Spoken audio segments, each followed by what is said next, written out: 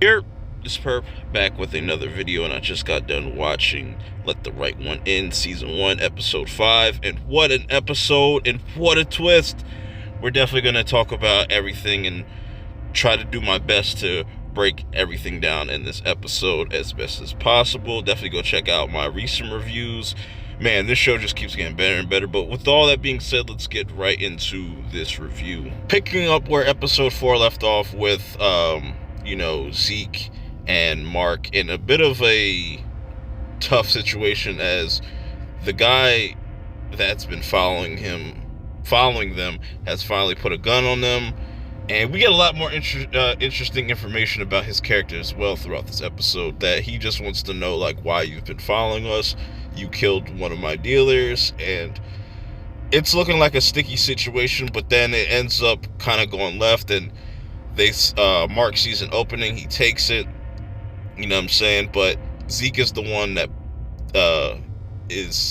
that's able to kill this guy, because he was pretty much choking out Mark. So he pretty much saved his life. And, I think Mark is definitely indebted.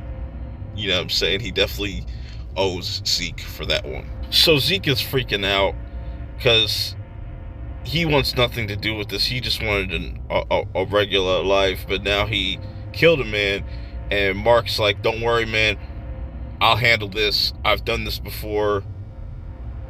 On the other side of things, we get kind of Isaiah's reaction to Eleanor pretty much telling him exactly what she is.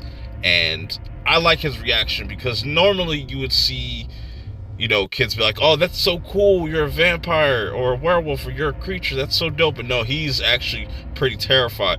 And you start to see how smart Isaiah really is in this episode, because he's not a dumb kid. And it just seemed like everybody was getting a text message or text messaging in this episode, where Eleanor was texting Isaiah saying, like, yo, I hope you're not freaked out by all this.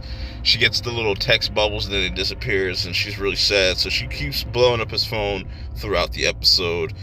Meanwhile, Mark's trying to clean up this mess by even texting the guy back using that guy's phone. Roland was his name, which I think was a really bad idea. Mark is very messy, and I think it's gonna come bite him in the ass very soon. We'll have to wait until the end of the season, but I definitely think it's gonna get really, really tricky for his character. Now, Mark is in the process of draining this guy of all of his blood, and this freaks out Zeke to the point where Mark sends Zeke to make sure Eleanor drinks this blood to get kind of rid of this evidence. But what was interesting about Eleanor, as she's trying to get more and more of of Isaiah's attention, she does the scariest thing she could possibly do to this kid. Is like, she starts to scratch at the wall, and you kind of see it from Isaiah's perspective, and he's just freaked out. And I was kind of freaked out. It kind of gave me chills. It just sounds very, very eerie. So Claire also gets a text message and finds out that, they're about to lose the house, and she's kind of freaking out. But Matt's like holding her down, saying like, look, you have nothing to worry about. You're helping out your brother. You're doing the right thing. I'm here. I'm here with you all, every step of the way. We'll figure this out. Well, we'll get back to them, because this very interesting stuff here in this episode. So as Mark continues to, try to cover his tracks, he comes across some of the drugs. And just the way Mark disposes of these bodies is just so inhumane. And it's crazy that this man still keeps his faith in God, but also realizes that he's this monster still at night. And where Zeke and, Eleanor kind of had a little bit of a bumping of heads, because he was very emotionally yelled at her to drink this blood. They kind of make amends, but also Eleanor tells Zeke, like, yo, I told my neighbor, I told Isaiah, because I just really liked him and I want him to know. And I don't know about Zeke, man. He's kind of an iffy character right now. You know what I'm saying? I don't know if he's exactly ride or die.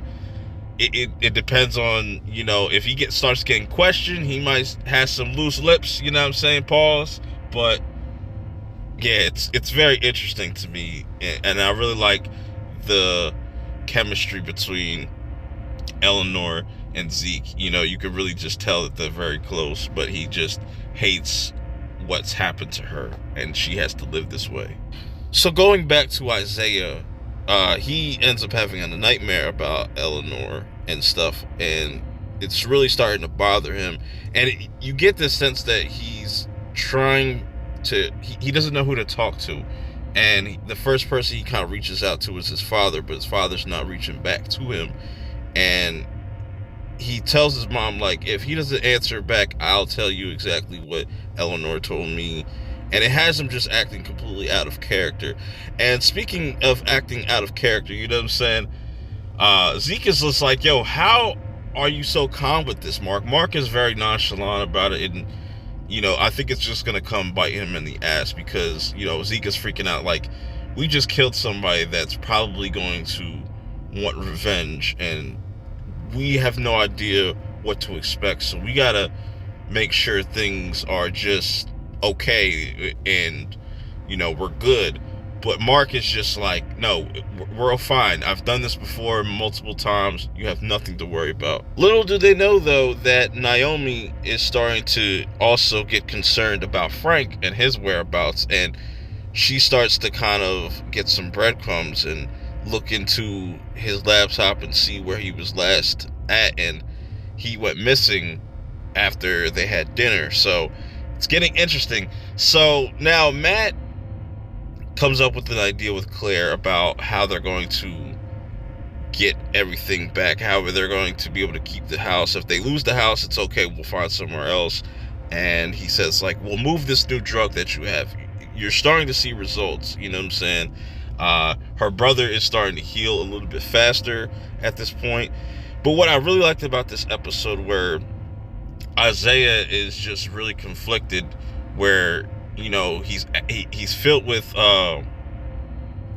anger because his father's just not answering, and at the same time he doesn't know how to feel about Eleanor, and his bullies finally pop up on him, you know what I'm saying?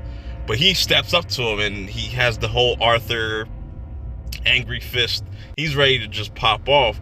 But the one boy that got his fingers pretty much broken, which they really still didn't really address that. He pretty much made up a whole lie.